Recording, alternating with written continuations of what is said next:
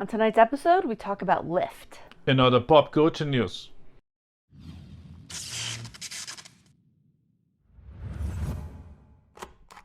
All right. You lift me up. So tell us all about it. So tell us about Lyft. We saw Lyft, the new comedy action heist from Netflix, starring one Kevin Hart, Gugu Mbata, and that's the name of the girl. Yep. Who else we can think? Isn't the guy in the chair from Tom Holland's Spider-Man movies? Oh, that's right. Oh, he's barely He's not really there. starring in it, but yeah, he's there. But yeah, Ned. But I can't remember his name. Oh, and there's the guy from, oh my gosh. Okay, so what happens is we start, and then my brain turns off and just kind of like flushes all of my knowledge of film and cast. Anyway, there's the guy from the Tech Genius from that one show. What's the show called? I can't remember. Something about love. No. Nope. No. But it's the one with Ray Romano and the mother, and like he's the tech genius. Love. Something about love. Yeah. Anyway, there's several familiar faces. Maybe not like mega stars, but several familiar faces. And it's like a pretty standard heist movie. But it's very, very different, like borderline weird, to see a Kevin Hart movie that he does not joke the entire movie. Yeah. Or if he does joke like tough men do. It's like, yeah, you thought that would be funny, huh? And it's like ha ha kind of joke. It's not like, hey, I'm small, I'm a tiny guy. You know, it's like it's very different than everything he ever made. Yeah. So therefore, it feels weird. And I wonder if like maybe you, our audience, if you go into this movie now knowing that Kevin Hart is not playing a comedic role, maybe it won't be weird for you. Like maybe knowing ahead of time. But I was. Shoot, I don't know if I was expecting.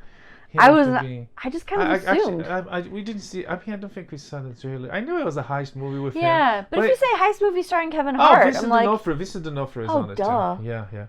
But also like a very, like not a lot. I feel like you could almost take him out of the movie and it wouldn't change a whole lot. Yeah. It's because he disguises it's true. so much. He's the master of you disguise. think he's not there, but he's actually there. Yeah. In fact, I thought he was funnier than he was anything funnier. Kevin Hart does. Yeah. I mean, Kevin Hart wasn't funny. He wasn't supposed to be funny. Right. Yeah. So it's a heist movie. Kevin Hart is this super intelligent and capable heister. Art thief. Mm-hmm. He got entangled with Interpol agent. Google and Batha. And they end up having to work together. Mm-hmm. What's the bucket? The guy from Avatar was there too, right? Yeah, he was the guy from the Interpol. Yeah, what's his name? I've blocked a lot of that movie. Like, I don't care to give that movie a lot of memory space. Precious memory space. Sam Worthington. Yes, Sam Worthington. And the French actor, whose name I also can never remember. It's a French actor. Isn't he like... Oh, Hano. Jean Hano? Yeah. Yeah. From the Professional. Mm-hmm. Yes, yeah. Among many other things. Yeah. But yeah. But it was like his big deal. Yeah. But yeah, he's on Mission Impossible very first. Mm-hmm. The movie, not the show. Yeah. Anyways, so it was fun. Mm-hmm. It was entertaining. Again, it's very weird. If you ask me, I would say, Kevin, don't do it again. It is weird. So as we were talking, I was trying to think of like other comedians who have done that, like who got really famous for comedic roles and then switched to drama. But they tend to do dramas that are like dramas, right? Like Steve Carell did it, Jim Carrey did it. Robin Williams, yeah. But like he didn't do roles that were just like, okay, now I'm just like a straight leading man. They went into like emotionally intense drama, so you never expected them to like break into comedy. It was I don't know. So I think maybe he didn't go far enough the other way. If you want to break out of your type, by all means, but he didn't go far enough, so it was just weird. And this movie is not drama. It's an action. It's an action heist. So it is. It would fit for him to be the funny guy there. The problem is he's the lead. He's like the tough guy, even though the tough guy is like this short. Which it's just weird. It's funny because when you have action guys moving to do comedies, you have some amazing instances of that. You have Sly on this movie called Stop or Grandma Will Shoot You. Yeah, that one is not so good. It's funny. It's not terrible. But there's Oscar. He plays a gangster in the 20s. You remember that one, right? Oh, yes. He's dealing with his daughter's boyfriend in a wedding, and he keeps moving. It's like, let's go. We have to see that movie again. So good. That's a fun one. Schwartz did Kindergarten Cop, Last Action Hero. So I feel like they all do some version of that. Yeah. It's like a rite of passage. It seems like a rite of passage. The Rock did it. John Cena but did it. The Rock moved from action to comedy. He keeps moving back and forth. But in the beginning it was action, and then he did a movie that he was the Tooth Fairy. Vin Diesel did one that he was a babysitter. Dave Bautista did the one. Yeah, they all do one where they're like, I'm the big tough action man, and now I have to take care of a child. Yeah. And it works. I'm not complaining. But the comedy, to become a super action hero, you have to play his or her strengths. And on this one, they don't.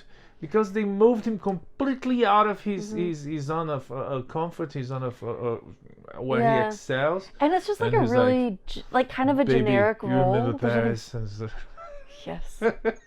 Yeah, I don't know. So all that aside, though, it's everything you would want from a heist movie. You've got the fun gadgets, you've got the complicated plans, you've got everything going on, you've got some little they won't they. Twist. Yes, a bit of a twist at the end. Yeah. It's worth watching. It's entertaining. It's funny. It's I would just say, Kevin, don't do that again. Do something else.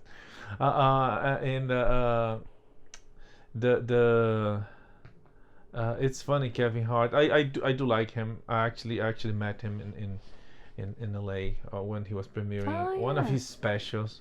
He's a very funny guy. Yeah, but it's funny because when I first watched him in some movies, and he was like really small roles in some movies. Kevin Hart with a small role. But that was low hanging fruit. I kind of didn't like him. I kind of said, I hate the guy. And he was always such and he would cause problems to I mean, he would look like a tertiary character that would cause problems to a secondary character or even the main character. He was always Bob. I think on scary movies he shows up. And he would always show up like very tiny roles and do crap like that. I didn't like him. But then it was as he got more space, more screen time, I was like, I don't know, he's actually funny. Yeah, he really is. Yeah. Yeah, he really is. And this one, to be clear, he's not bad in it. He's just he's out of his environment. He's completely just kind of yeah. He could have been anybody in that role. And that's the thing. If I'm pretty sure if it was someone like Will Smith, or if it would be someone like who else that could be there, could be, I don't know, Jason Statham. Or Tom Cruise or any other action hero movie talent, I'm pretty sure they would have funny moments that would feel funny, and it's like, oh, that's funny, On this one, it's like they avoid him to be funny. Which, again, if he wants to, break out of his type and do something new, I understand that. A lot of people do, but it didn't succeed. And I think he needs to go a lot harder. Something that's very clearly, not comedic at all. Yeah, and that's hard because he It is. It's funny. But again, I don't know. Maybe he doesn't act now. Maybe the problem is he's acting. That's true. But also, like, some people, you were saying that just reminded me of Shyamalan. He tried, he had this moment in his career where he's like, I don't want to be the guy who makes, like, thrillers with a twist. I'm tired of being that guy. And so he tried making a couple other films, including Avatar: The Last Airbender. They were terrible, massive flops. And so his takeaway from that was like, you know what? I'm really good at being the guy who does a thriller with a twist. So I'm just gonna do that. But so, like, I understand, like if he doesn't want to be the funny short guy, don't be the funny short guy. But you know, maybe you're not gonna be super successful as other things. Yeah. We'll see. Either way, entertaining. Again, it's his life. If you want to do it, you can do it. You know, Michael Jordan decided to play baseball. That's right. Baseball and golf, and then went back to basketball player ever in history. I gotta play baseball. Yeah. I was like, okay, fine. Yeah. I was like, should you? Anyways. Yes, you may, but can you? Lift. Yes. It's available on Netflix. You should see. It's not bad. It's just very different to the point of weird.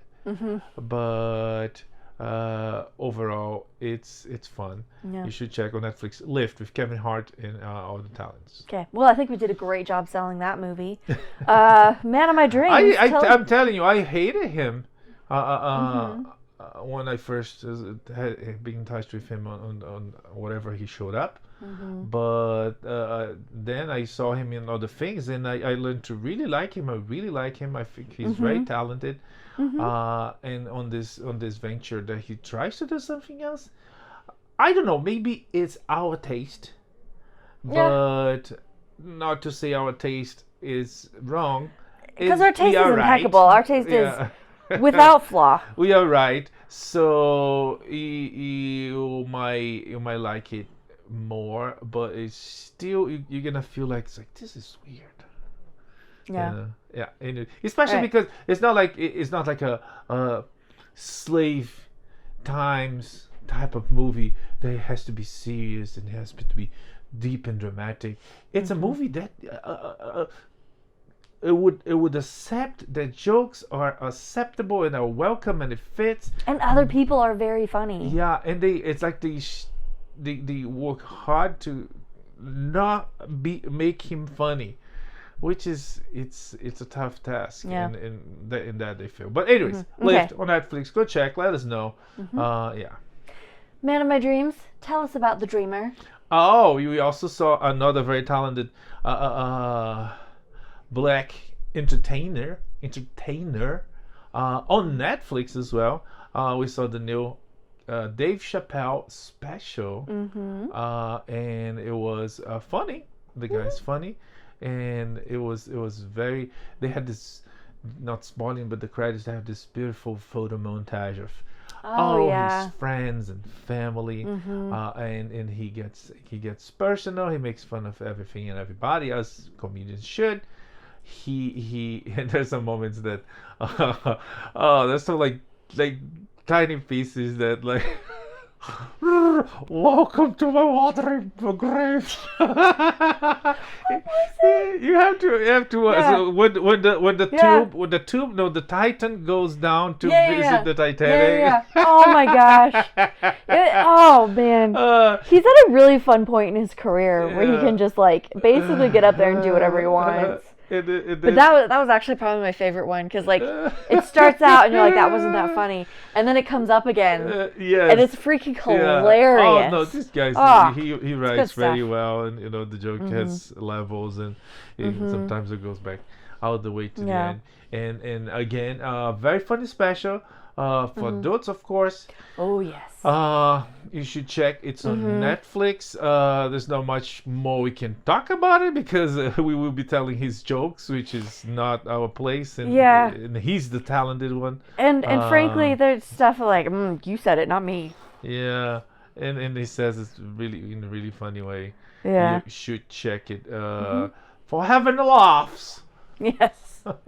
Yeah. So the Dreamer available on Netflix is a short review because it's you don't want to spoil. Yeah. It's funny from beginning to end, and you're gonna like it. I'm glad that Netflix is still giving a platform to some of these comics who push the envelope a little bit. You know, because there was a time where they talked about maybe not doing. I think it was his last special. Yeah. I feel like there was a whole discussion about like people at Netflix being like, I don't know if I want to be a part of this. Do we want to give these people a platform? Like a lot of. No, there was some people that protested, they quitted, but but there were employees at Netflix who were like, the big boss was like, nah, we stick with him, and they did. Yeah, that's what I'm saying. I'm glad they stuck with it. Yeah. That they didn't do that. Okay. We also finished Monarch. Yeah, it's a Godzilla show, spin-off show on Apple TV, and ends with a twist. It has some decent effects. It has some decent action. It's isn't all bad. It feels like it drags because a little bit. Because they as a spin-off or cross-verse expanded universe type of show, they cannot spend much because there's already told by the several movies, so they always have to stay a little away from it. So it's like, so because of that, there's limitations. But if you are okay with that, you're gonna enjoy. Kurt Russell is great. His son playing his father in a young time in the past is really great too. And yeah, it was fun. It was fun. I really enjoyed the series until we went to see Godzilla -1. And I was like, dag nabbit, that's how you tell a Godzilla story. And then we went back to watching Monarch. It's like, yeah. So it's like those memes. It's good for what it is, but it's like those memes. They expose the decline of American storytelling and pop culture these days. They show the meme show a Mexican female heroine in design created by Mexicans, and a Mexican female heroine created by Americans, and you see like the quality. And same thing with Japanese. There's like the Japanese heroine or hero created in Japan, another one created in America, and you see it's like the whole woke verse of garbage that is involved here that limits and changes things to a sort of perception that like no. And we were talking about that. I was talking to a friend about. He was talking about what was the movie he was talking about? Japanese. He was talking about. Oh, he was talking about Beef, the Netflix show with Asian. No, actually Japanese. The Asian. I mean, I don't know if they're Japanese, but there's a girl, the Cobra girl. Her special was like Cobra, Mama Cobra. It's the tiny Japanese girl, the big glasses, and I think she was pregnant when she did this special. That's why. She was one of the writers of Fresh. Allison. Ali Wong. Yes. Yeah. So is a show with her and the Asian guy from The Walking Dead. They almost was the same too, but I backed out. It's like some people are liking it and loving it. I read the synopsis, like, yeah, we might wait for that one. There's no hush, even though it's like being awarded and celebrated. And he was talking about how he likes, this aspect of, Asian, to see all the Asian cultures and stuff. And I was like, you want to see Asian culture, you go see Godzilla -1. It's like, oh my gosh, it's so good. It's authentic. It's Japanese, made by the Japanese. It's a Japanese story, and the Japanese are telling it. Yeah, oh my gosh, it's their talent, it's their principles, and it's such a good product that becomes universal. It doesn't matter that it's Japanese, but you have that. You have that fruit straight from that tree. When Americans do it, there's like the influence of a series of things from our society that simple things like, oh, this Eastern Asian religion is so beautiful. It's so and then they show next door Christian. This is crazy, he's psycho. Yeah. So that is infected by this whole social politics of the day or the year or ever. When you go see the Godzilla -1. Oh, The Boy and the Heron, both nominated for Oscars. Really good, and they do their culture as they've been doing for hundreds of years, without the pollution and the infection of external influence of the society of the day. But anyways, all that to say that. So we watched Monarch, but really just go see Godzilla -1. Yes. But is the takeaway. But Monarch it's not bad, and if you like the American movies, it's a nice spin-off as you wait for the next one. Yep, that's fair. Okay, we also finished up For All Mankind, which was a season finale, right? Yeah, I don't think it's the season. I don't think we're done yet. They actually have a time skip, right? At the end, yeah. That there's more to come, or maybe. You don't know, because there's as things are, society, economy, cancellations is inevitable, even for good stuff. But yeah, we saw the end of the season. It was good. It's I don't know, because our sci-fi are always in the future. And this one is weird because it's in the past. It is, and it just so it's kind of like an alternate reality. So if some things are the same, but some things are different, but in ways that make really significant changes. Like the Soviet Union never falls, the space program continues in a much more active way. There's colonies on Mars and all this other stuff.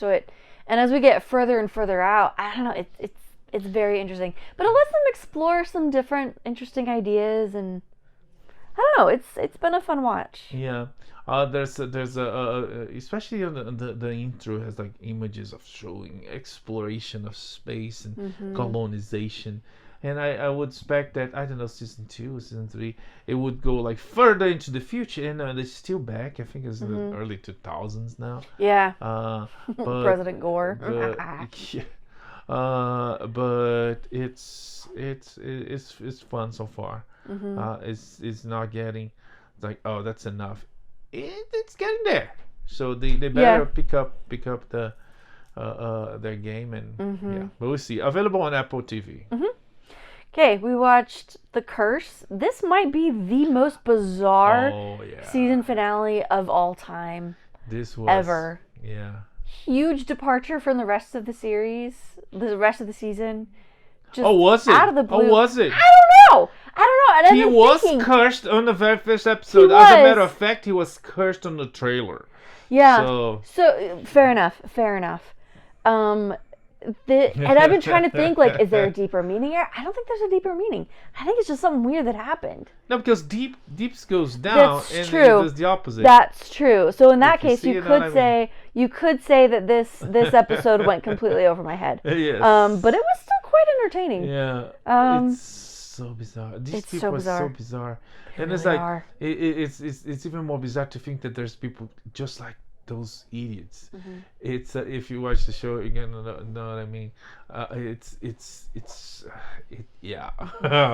funny. Yeah. We start seeing Nathan Fielder the show called Nathan for You, and he basically does the same thing. It's the same character. Yeah, I feel like he plays. He leverages his awkward nerdiness for comedic purposes.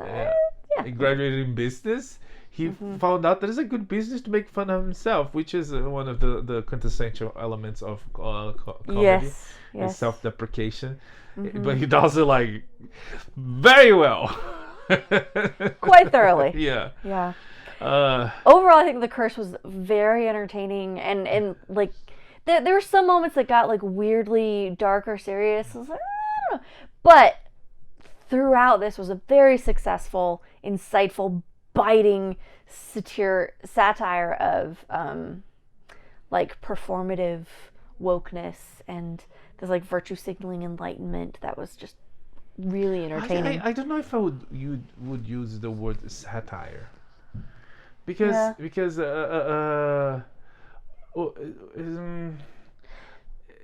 it was when there's a satire, it's clear there's a satire. There's joking, making fun of, in ways that are borderline or beyond ridiculous. This one was more close to reality. So maybe an expose I wouldn't go too explicit too. Yeah, okay. Well, it's sort of a critique, sure. Something in between, but satire is like we saw the Daily Wire movie. That's clearly a satire. You know, it's like it goes beyond beyond absurd. Mm-hmm. But this one, it's I don't know. There's people. I feel like it showcased the absurdities to the point that there's people like that. My point is, there's idiots like that will worry about. Oh no, this is inappropriate. We can't do that. You know. So they're gonna walk miles to avoid being, you know, cultural appropriation or pronouns or, you know, whatever crap they worry about. So and that's why I thought it was really well done. It was really funny because it's to the point there's like some of the stuff, like people out there, it's not clear if they really believe that, but they still work hard to don't go against all that, which I thought was interesting. That's why I don't know. Yeah. Either way, it's an interesting one. It's thought-provoking, partly because there are times you're like, I don't even know what's going on. And anyway, it's a fun one. Really good showcase for both Emma Stone and Nathan Fielder. Available on Paramount Plus the entire season. Yeah. Series. He was like, don't think they're gonna do more. I don't know if they come back from that. I feel like this is good as a one shot. Yeah. We'll see. All right, Ted. Oh boy. Ted, the spin-off prequel show of the movie of the same name, voiced by Seth MacFarlane, produced, directed, whatever, and of a teddy bear that speaks. And it was really funny. It was you could see some of the elements of the movie there, but this time there's a family, and he's a young kid. The main character is a young kid with his bear. And it was some really funny moments. Yeah, it was. I mean, it's Seth MacFarlane. I think we can begin and end the review right there. It's we did very much his brand of humor. We do see people from Family Guy. The voices of the Family Guy, the Orville. The Orville. It debuted on Peacock's top 10. Yes. So I don't know if it's highly anticipated or good word of mouth, but either way, it did really well. It's funny. It's unapologetic, and it was 90s, right? Yeah. Yeah. So there's a little bit of nostalgia that shows. Go pick there, and yeah. Okay. You had written record. Oh, this I wrote that right was with under that. this. It was about that. About that. Okay. Cool. Charts. All right. Let's talk about some other stuff that's doing really well. Mean Girls started off with this is the musical. It's a musical? I didn't know that. Yeah, it's the Mean Girls musical. It had a $31 million box office opening. That was over Martin Luther King Jr. Day. Yeah. So good for them. The Beekeeper came close second with 18 millions. But there's new stuff coming. There was Argyle was coming this next week. Yeah, that's gonna be fun. And close to the end of the month, Dune 2. That you don't want to see, right? Did you finish the book? Well, I need to reread the book, but I'm finishing. I've already read Dune. Remember, Dune is only the first half of the book. That's right. Yeah. Yes. Yeah. Yeah. So I'm trying to finish this other book I'm reading, and then I'll get right back into Dune. Okay, so there's some numbers for us. But on the other hand, so the Disney Pixar released to streaming. Disney decided to release the movie series to streaming because they didn't feel enough on streaming. They was like, let's take them to the theaters. Yeah. So they did that to Soul, Red Panda. Turning Red. What was the other one? I am drawing a blank. I'll feel really stupid when I remember it. Anyways. Either way, Soul did not do well. So Soul did very poorly. Yeah, and it wasn't Soul. Soul, I feel like it was very interesting, but definitely not set up to be the same kind of crowd pleaser that other Pixar movies are. It's a little more thought provoking, a little more niche, and the ending is almost not for kids. Yeah. Yeah. Yeah, it's not. Yeah. That's fair. And the ending, I still think they ended it wrong. I feel like they wrote a really good ending, and someone in a suit said, "Nope, can't do that. You got to write something." Right? Yeah. Reincarnates, or which whatever. I think just cuts the meaning. Like, it just destroys the whole message of the film. Yeah. I think he should have died. And that should have been it. And he realizes, he did die. Well, yeah, but I mean, like, that should have been it. Yeah. Right? Because I think that would have been such a profound moment, such a profound way to end the movie, and they didn't. Again, it bugs me. Again, they're not for kids. They're not for kids, but maybe that's the problem, that they make something that wasn't for kids, but they wanted to make for kids, and they never decide if they would make something for young adults or for kids, and the indecision caused the problem. Yeah, which is a shame, because there are some really extraordinary moments there. There's this great scene with where he goes in to play jazz with his, like, one of his, like, most beloved idolized musicians, and the way they animate the music, and they Pixar all over the place, right? It's like, so it's accurate and beautiful down to, like, every motion of their fingers and the way they play. Like, it's such a great scene, but not like a crowd. Like he said, it's not really like this is something that kids are going to appreciate, or that's necessarily going to be like a big crowd pleaser. Kind of same thing with Turning Red. It's really niche. I love it. Made me super emotional. But that's because, like the main character, I was 13 years old in a large Canadian city in 2001. Like, that movie speaks to me. And is that in Canada? Yeah, it's set in Toronto. Okay. Oh, okay. Yeah. So she's like 13 years old in 2001 in Toronto. I was 13 years old in 2001 in Montreal, going through a very similar thing. The French side of it. Yeah, the French side. But still. The point is, like, I don't know how successful these movies will be. Anyway, the point is, Soul didn't do so great. We could have told you that. Yeah. Moving on. Also, the Emmys did not do so great. I think it was Luca. Was that Luca? Luca. The other one? I bet it's Luca. Yeah. Luca was great. Yeah, Luca could do very well. But it might not. No, Luca was great. Because it's again, if it failed on streaming, what guarantees they're gonna do better on theater? Come on, really? Yeah. Anyways, moving on. Yeah, the 75th Emmys. And they got the lowest rating records of really low, 4.3 million. Which is like a lot of people, but yeah. Yeah. On the other hand, the Critics' Choice Award. Is that what they call it? Critics' Choice Award? Yeah. Had a really good viewership. Oh, okay. Yeah, on CW, I think. Anyways. Yeah. Okay. Let's stick with the bummers for a little while.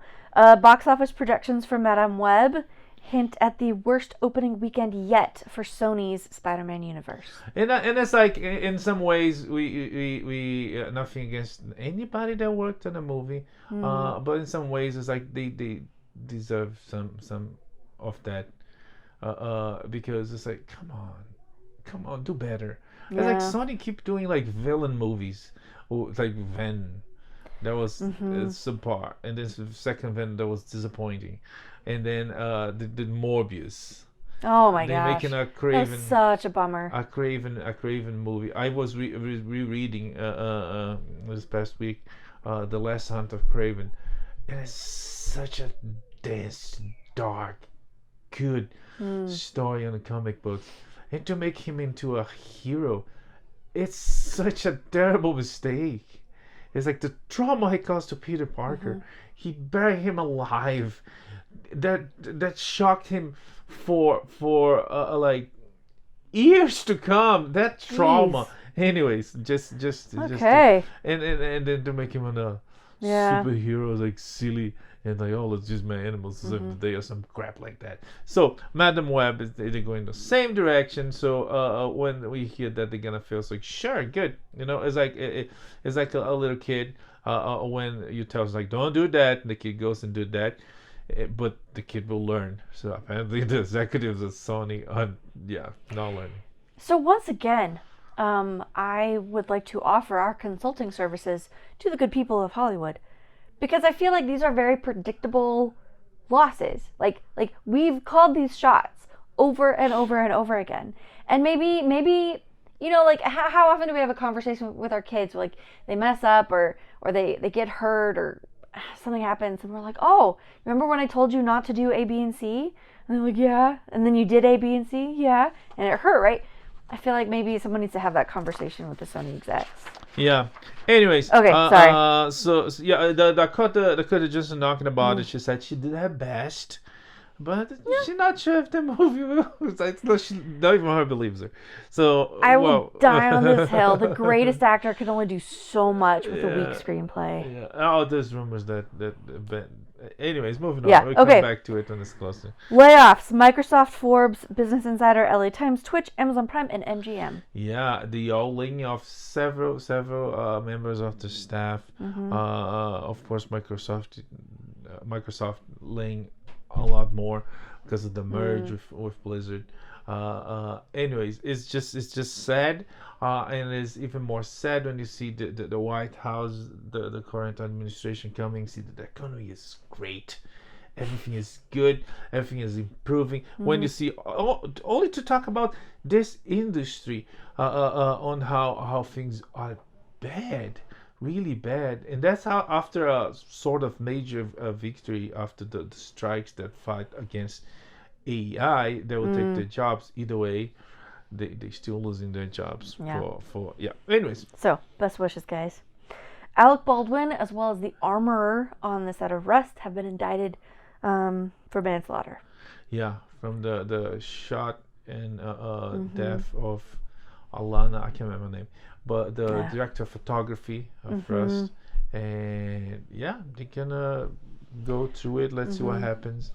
Because it was not a napkin, it was a gun, and some things you have to be really careful. Like you climb on a building, you're gonna be really careful. You're not gonna walk up there like you're walking on the floor. You grab a gun, you're gonna have to be really careful because you're not holding a Barbie doll. So it was the case, and someone died because of that. They messed up, and it's really sad. Okay, let's shift tones here for a minute. Adam Sandler and Netflix are teaming up again for what looks to be a very interesting movie. Is it called Space? Is it Spaceman? I think it's called Spaceman. Yeah. Yeah, Spaceman. The trailer looks phenomenal. This is another dramatic turn or role for Sandler. It looks very emotional, but like in a way that I think really plays to his strengths. The whole family love. It has looks some really promising. instances of great. He's a comedian by all means. He's really great, but he has some really great moments of dramatic performances. Bringing Over Me, or Uncut. I was just thinking of that one. I was full on bawling. Granted, I was pregnant when we watched that, but that broke me. That broke. Oh man, it was good. Uncut Gems, and among others, and he does it. And he does it really well. I was like, freaking Leo! He can make the kids learn. And why is that movie so good? That movie should not be good, but it's. I like it should have been like goofy funny, but not like that was deep. I'd like my children to continue to watch this so they grow up to be more well-adjusted adults. Like the heck. In fact, Leo is getting a sequel. Yeah, he's getting a sequel, which is good because it's I think it's such a terrific job. He really did. Sandler is doing a terrific job with Netflix. He's like he moved away from the studios. He found a new home. He's making movie, making success, making money, employing his wife, employing his daughters, his friends, and everybody wins. Arguably, some of his best work has been there. Yeah. So in this one could be one of them, and the other ones it's like he's gonna get nominations and praise that he deserves. But I guess when it's gonna be released, it's about time. All these movies they got nominations. They usually get released close to stay in the memory because the Academy votes. And if you pick a movie that it was a long time ago, like the beginning of a year ago, neighbors are having fun. They're having a party. Anyways, when this movie is gonna be nominated, it might not help his chances, but it's gonna be good. You're gonna see it, and people are gonna enjoy it. I suspect I will cry. Okay, Tatiana Maslany says that She-Hulk season 2 is probably not happening. Okay. Good. Oh yeah, that's yeah. totally fine. She says, "I think we blew our budget," and Disney was like, "No thanks," and also the fans were like, "No thanks." Yeah. So yeah, moving on. Who cares? Yeah. It looks like they're moving on from Ironheart as well. The delays continue. And, there's rumors that it might follow the route of Batgirl and never seen the light of day. To be honest, from what I heard of details of on how, first like how she treat. I was what was it? Someone was comparing. Two characters on how she treats Tony, and we saw some of that on Black Panther, Wakanda Forever. Tony is the genius, is the mentor, he's the savior of the universe on this MCU, and she like destroy him like he's like the worst person, and he went through which is so redemption. not him, because that's this whole thing. It's what I love about Tony is and that's the whole thing, like with Iron Man, with all of them, all those movies, like he screws up, and the second he realizes that he's messed up, he fixes it, and he does everything he can to make it right, and like I love that about him. To the ultimate sacrifice of giving his life for his friends. It's so good. Anyway, so there's like no good news about it, and if it gets shelved, good. Anyways. Yeah. Marvel might be looking at Ryan Gosling to play Nova. I don't know. I think he's too old, but I guess there's different versions of Nova. I don't know. We'll see. Yeah. It remains to be seen. He's not a bad actor, but again, Marvel being wasting talents with non-talents. I still think they should just like chill for a few years. Yeah, I mean they will chill. This year they're not going to release absolutely nothing. Oh, that's good. I mean, okay, so 1 year is good. Deadpool. Yes. But that's it's kind of that like barely a new counts. guy is coming. Yeah. Yeah. And like it seems like everybody's gonna be on Deadpool. Yeah. But in like a really fun Michael way. Chiklis was on set as the thing. And there's like all the girls from all the other movies, and anyways, we see. Yeah. Ryan Reynolds told us not to spoil, so we're not gonna say anything. That's about right. It. Yeah. Okay, there are some rumors, like heavy emphasis on the rumor part of this, about a possible casting for the Thing for Fantastic Four. Yeah. What's his name? Cousin. Cousin. He was also John Bernthal's Punisher. Microchip. Yeah. So we've seen him in a couple things. Anyway, there's some rumors that maybe he's going to be cast as the Thing, to which he says, "I can't confirm, I can't deny."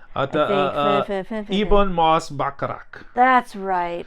At the was it Golden Globes? Was the Golden Globes the Emmys? It seems like they all crunched They'll together. happen right at the same time, and basically gave the same awards. Bear won big, and then as it should have. He went and kissed. What was the other character's name? I can't remember any of their Matt names. Rat.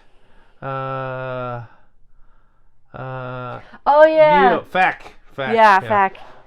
He went and give him like a big gigantic kiss. Not like a gay kiss, because they both straight. It was more like a Bugs Bunny type of kiss. I was like, it was really funny. They were mouths anyway. Yeah. Anyway, but yeah. So could he be the Thing? I don't know. Oh yeah. Oh, he said what he said. Oh, I can't confirm and I can't deny it. I think so. Okay. So, like I said, rumors. Yeah. Anyways. Yeah. Okay, this one I'm very excited about.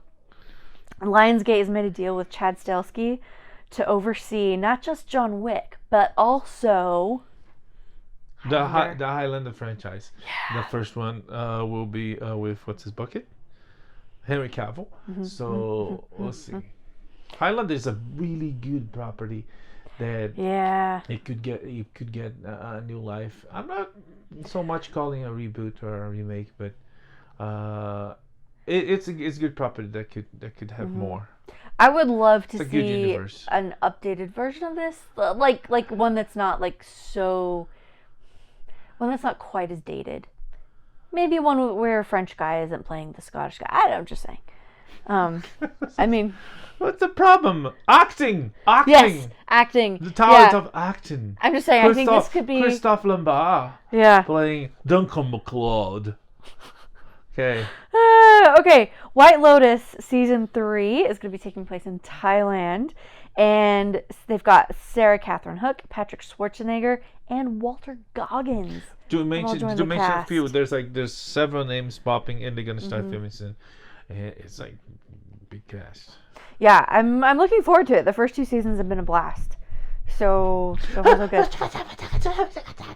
Yes, maybe we can do better with the soundtrack. No, they're gonna just save crap. Oh my gosh. I doubt it they're gonna do. Yeah. I mean, they're going to Asia. They might do something more Asian. Yeah, could we get some Thai music? I don't know. Something beyond people breathing rhythmically is all I ask. Okay, Universal's greenlit Jurassic World 4. Yes. Nothing more about it. You just heard that. Do we need it? No. Is it going to be fun? Probably. We mentioned Leo is going to get a sequel. The big boss of Netflix announced. And after the huge success, so well deserved. So give it another shot and we'll see. Yeah. Okay. Are you ready for an emotional roller coaster? We've got some good news and bad news coming in quick succession. What's going on with Dave Filoni at Star Wars? He got a disappointed update. His movie got a disappointed update. It's not that it's not going to happen. It's going to happen, but apparently one's going to happen after Ahsoka season 2, and that's going to take a while. So they're talking about something like 2028. So yeah. Okay. Well, if they take their time and make something good, I will allow it. What I think is very good news is the director of Godzilla -1, Takashi Yamazaki, is screening a film at Lucasfilm, and maybe he wants to do a Star Wars movie. Well, who doesn't? But if anything, this guy has talent. Yeah, and I think this would be so cool, especially given how heavily Lucas was inspired by Japanese film and Kurosawa and all that. I think this could be a really cool direction to go. So yes, might please. Never happen. Right. But let us keep this little dream alive. Let us have a little spark of joy for a time. Okay, let's go over to DC. Meg Donnelly and Melanie Alcock are finalists for the role of Supergirl. They did audition for it. We didn't see the tapes, but they have some important elements for the character. They both are actually girls. They are blonde of some sorts. I mean, I said that because I don't know if they're naturally blonde. But they look good blonde. But they look good blonde. Blue At eyes. least. Yes. They're pretty. Alcock is a little bit sort of new, pretty, a little bit weird looking. When Donnelly is more like a traditional pretty, you know. I like Meg Donnelly for it. She has like the the face of the House of L, like superhero, like a strong chin, big blue eyes. So because it's James Gunn and all the mess he made, I think he's gonna maybe pick the weird one. Even though I would like to see Meg Donnelly too. Yeah. See, this is why I said it's an emotional roller coaster. Like, funny. Potential and she's funny. She does funny characters on Disney Zombies and on American Housewife. She's the other girl we never seen her doing funny things. We saw her on Game of House of the Dragon. Like fighting, being naked, and being a queen, princess, whatever. Anyways. Okay. Jeff Snyder saying that James Gunn's DCU is a mess. We kind of knew that. Maybe they've got too much on their plates. Maybe they won't be able to handle all these DC projects. Yeah, which I mean, as an executive producer, they actually shouldn't. They should stay back and let directors direct. And the first thing they do is direct. Yeah. Okay, so there's all like, meh. But, so Sundance is going on right now. No, it ended. Oh, it ended. Okay. It was last week. Sundance, okay. Well, I am clearly on top of things. There's a Christopher Reeve documentary that's in a bidding war with like $10 million offers. So this could be a really cool thing. Yeah, it went. I think it went up to 15 million, and I think Warner actually got it. Okay, nice. Yeah. It's a beautiful movie it's produced by the kids of the Reeveses. So Christopher, I can't remember the mother's name. I have no idea. So it's about the story, their legacy, and it sounds like really good. We definitely gonna see it, and you should see it too. You know, Christopher Reeve. There was at the end of his life, all the work he did, philanthropy, and the work he did for awareness of his conditions. That was the conditions of millions of other people out there. Mm-hmm. Yeah, no, it was, and he. So the first time that I ever saw him, I was like, I don't know, 4 or 5 years old, because he came on Sesame Street and he showed, I think it was Elmo. One of the little monsters. He showed them all about like his wheelchair and how it worked, and he explained that like he'd broken his neck and what had happened to his body because of that. And he just kind of laid it all out there, and it was one of the first times that I saw somebody like in a wheelchair and with a condition like that, and I don't know, like it made a big impact. Like it had a significant impact on me. Like his legacy is a lot more than just his phenomenal movies. Like he really continued to do a lot of good things. Anyway, that's just my Christopher Reeve story. It's not a great one. He was on Sesame Street. That's all. I really look forward to this documentary, though. I'm glad it's getting attention and success. Yeah. Looks good. Anyways. Okay, I made a mistake with my copy and pasting. This should have been earlier, but Flight Attendant got canceled. After 2 seasons. First season was good. Second season dropped. Yeah, it was okay. It's, yeah. Okay. So... There was some very disappointing moments on second season when she was struggling and fighting to be a good girl. She was doing her best, and then it's like screw it, she drinks and have sex with a guy, and she already had a boyfriend, so there's like she lost completely, and then the season ends, but it's like I think there's a way, there would be a good way to bring that back in decent ways, but yeah. But last but not least, the Oscar nominations came out, and fun, quick facts about it that comes to mind. Oppenheimer was hugely nominated, as deserved. Wasn't it like 13 nominations or something? Yeah, as deserved, and it should get a lot of awards. Some of the repetitions of the Golden Globes and the Emmys. Yeah. Paul Giamatti got nominated. Christopher Nolan, Cillian Murphy, Robert Downey Jr.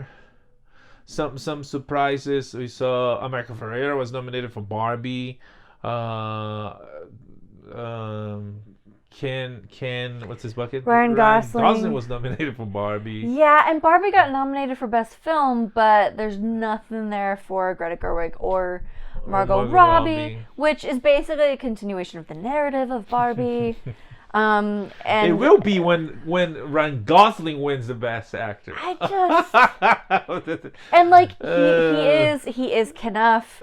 He was definitely a huge highlight of that film. What's his bucket? Godzilla -1 is nominated for Best Visual Effects. The Boy and the Heron for Best Animation. We still need to see that. What else? That comes to mind. I can't remember. There weren't really any other big surprises, were there? There was. Yeah, we'll see when it gets. Lily Gladstone got nominated for Killers of the Flower Moon. The Maestro and Bradley Cooper. Yes, which we all knew he would. It's like it checks like most of the boxes of getting yourself an Oscar. Yeah, that Kate Winslet talks about in the extras. Boxes and the new boxes. Yeah. Yes. Yeah. Anyways, I guess that's it. We come back to talk to Oscars more, but it's some of the stuff for good and some of the stuff for politics. It's like the agenda, the checklist of the day. If we're lucky, if there's justice in the world, some will go to the best ones. If not, you're gonna see it's like what? Why they give it? It happens all the time. The Academy always does that. And many years later, they try to fix it. Oh, it's like he deserved back then, but we didn't give them. Let's give it now. And then they give to someone for some crappy stuff. That Robin Williams, like in Awakenings. Excuse me. He was like spectacular. He deserved it. Yeah, that was a good one. And then they didn't give it to him. And then he did some other thing. He deserved it, and they give it. And then it comes. Is it Good Will Hunting? Good Will Hunting, and they give to him. I was like, really? Same thing with Tom Cruise on Born on 4th of July, or Magnolia. It was Sly on Rocky 1 or Copland. Yeah. Those they never actually had the chance to fix it. So that's a big injustice they do that they don't do what you deserve. and they might do when you don't deserve, or if you don't live long enough. Anyways, on that sad note, we finished the episode of the week. Yeah, all right. We'll see you next week with more pop culture news and entertainment. May the force be with you. Live long and prosper. Bye. Bye.